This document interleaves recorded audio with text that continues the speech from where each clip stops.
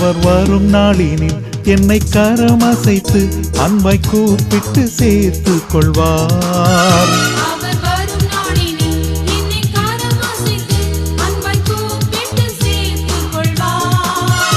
அவர் சமூகமதில் அங்கே அவருடனே ஆடி பாடியே மகிழ்ந்திடுவே.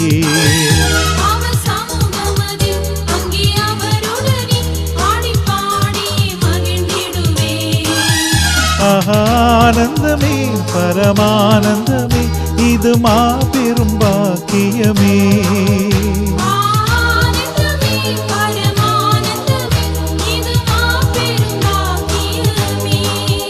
இந்த பாதலத்தின் சொந்தக்காரர் அவர் எந்த உள்ளத்தில் சொந்தமானார்.